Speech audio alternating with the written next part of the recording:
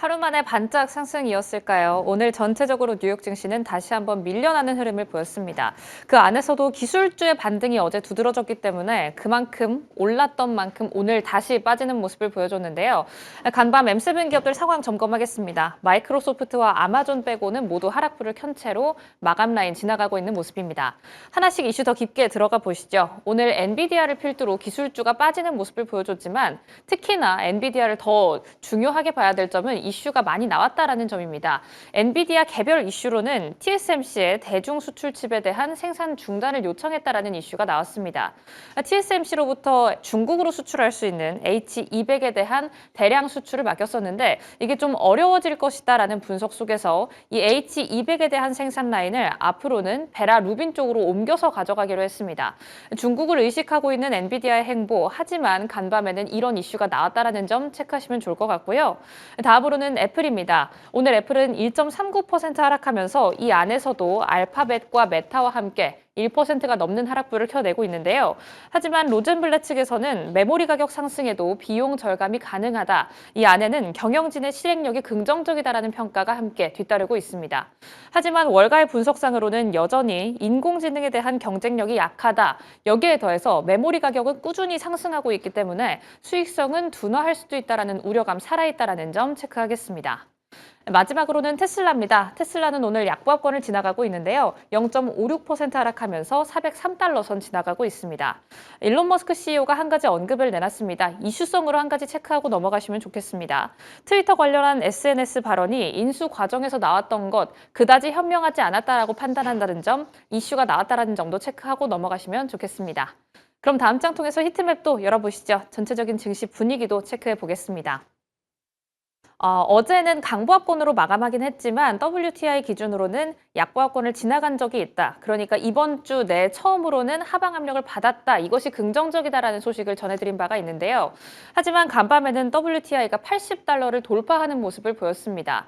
이런 소식을 받아내면서 뉴욕 증시 전반적으로 급락하는 모습을 보였는데요. 기술주 중심의 낙폭 그리고 저와 가장 가까이 있는 산업재, 소비재단도 함께 하방 압력을 받아갔습니다. 기술주 안에서 이슈 더 깊게 들어가 보시죠. 어제 실적 발표를 내놓았던 브로드컴 같은 경우에는 상승폭을 켠 채로 마감했지만 이 안에서도 여전히 하락 종목 개수가 조금 더 많은 상황입니다. 특히나 엔비디아를 필두로 이슈가 많이 나왔다라고 전해드렸는데 엔비디아와 AMD가 수출 전면 허가제를 검토한다라는 이야기가 미국 정부 측에서 나오면서 두 종목 모두 하방 압력을 받아갔습니다. 엔비디아 오늘 장중 흐름으로는 0.43% 약보합권 지나간다라는 점 체크하실 수가 있고요. AMD는 1.65% 하방 압력 받아간다라는 점 체크하겠습니다.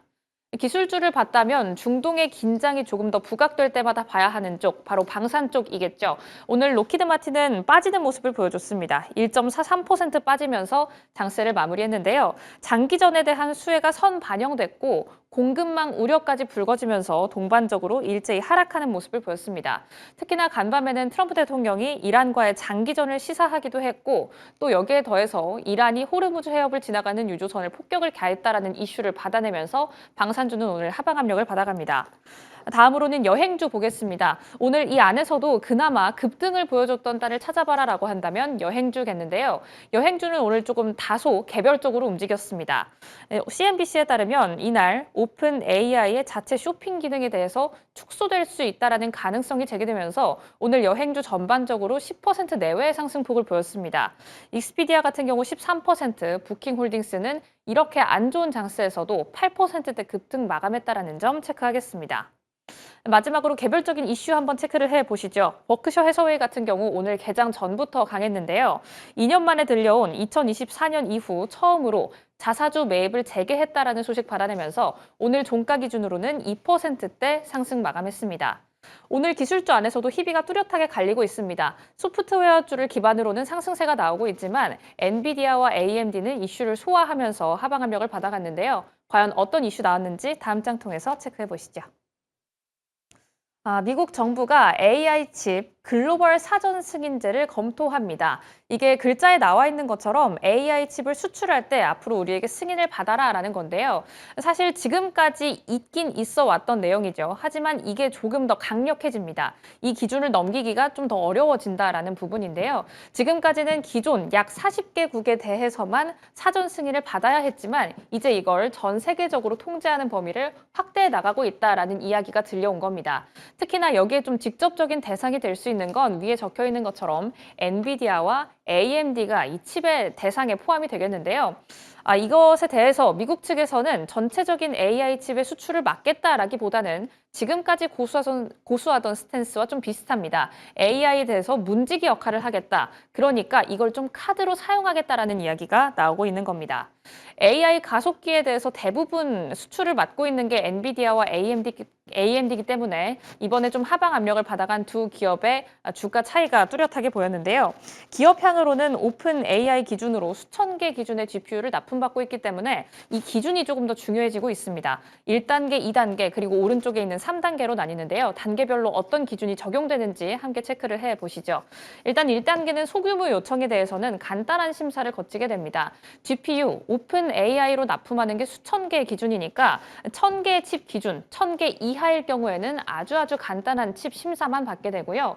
두 번째로는 2단계로 넘어갑니다. 대규모 클러스터 같은 경우에는 사전 승인이 필수입니다. 구축 프로젝트를 하겠다라고 이야기한 기업을 대상으로는 사전에 이 승인을 필수로 거쳐가야 되는 필수 허가제가 나왔다라는 부분 체크를 하시면 좋겠습니다.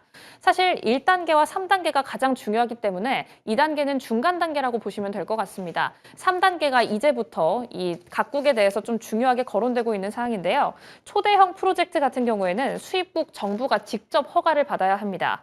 특히나 미 정부의 정부 간 협상을 거쳐야 하고요. 안보를 약속해야 하고 미국의 AI 산업에 투자하겠다라는 약속을 받아내야 합니다.